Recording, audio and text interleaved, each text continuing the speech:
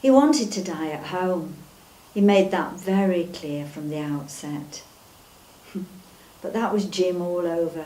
Face up to reality and make the best of it. I'd been nagging him for ages to go to the doctors, but he just kept saying, oh, it's no worse than usual. The legacy of Cole, I suppose. When he finally did go, there wasn't much to be done.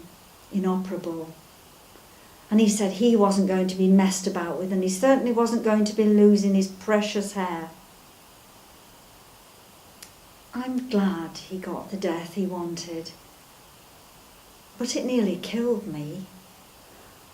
Oh yes, nurses did come round to visit, but he was such a private person that he only wanted me to change him and that.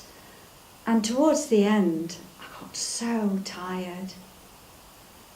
They did suggest a night sitter, and eventually he agreed, but to be quite honest with you, I still didn't get much sleep, because that was when the pain was worse. And 3 weekends before he died, I had a dreadful time. I phoned the number that they give you for the emergency doctor, but the doctor who got back to me, he didn't know Jim, and he was reluctant to make any major changes to the pump thing. He said he'd send a nurse round. Someone did come round and they made some changes. And they said that the regular nurse would come round the next morning and review things. Sure enough, Liz phoned and she said she'd informed the GP.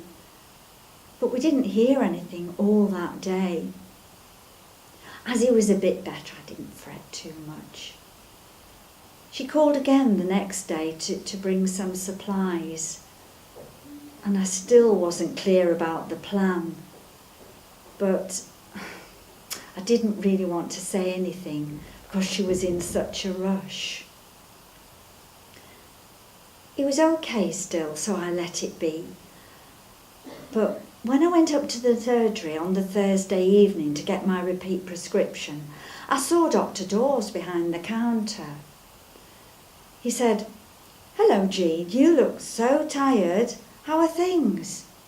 Well, I was really surprised that he hadn't heard about what had gone on the weekend before. So I told him, and I said that although Jim was okay now, I was dreading the next weekend. "Well, we can't have that," he said. "Leave it with me." The next day, Liz came round and said she was going to review all his medication and make sure that there was a clear plan. I suppose Dr. Dawes had a word with her. She had been through things before, but knowing what does what for what really helps. And she gave me the phone number for the emergency nurse, for the Macmillan nurse. About 7:30 on the Friday evening, Dr. Dawes phoned and he said he was just checking up to make sure everything was okay for the weekend. He said he'd made some special notes in case we needed to get in touch with the emergency doctor. I thanked him and I said I felt much happier, and I told him to get off home to that family of his. Jim just had the one blip on the Saturday afternoon, but we were able to get hold of the Macmillan nurse, Lorna, no problem, and she soon got on top of it. At about 7:50 on the Monday morning, the phone went, and it was Dr. Dawes. I was just making a cup of tea.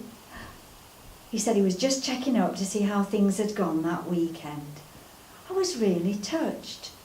I mean, a busy man like that taking the trouble. When I told Liz, she apologised for not picking up on how worried I'd been the week before. Do you know what? I do think they should do something about the way they all communicate with each other. Surely with all this technology that they have nowadays, it should be easy. Anyway, Liz and Lorna's colleague, Wendy, kept me involved as he slowly drifted away that week. They said they couldn't be specific, but pointed out certain signs that indicated his body was shutting up shop. When it finally came, it was quite a relief.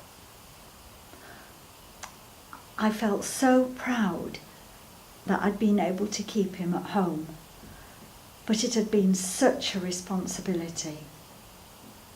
I've already told our Jess not to do that for me. That's what hospitals are for. As with most experiences, this narrative highlights the importance of communication, both the need to improve and how powerful and positive apparently small gestures are. For example, the GP phoning Jean to check that the arrangements are to her satisfaction. Clearly, in our work to ensure effective commissioning of end-of-life care, we need to be mindful that whilst we want patients and their families to have choices, including being supported in their own homes, we need to be mindful that everyone is different and the needs of carers are also considered.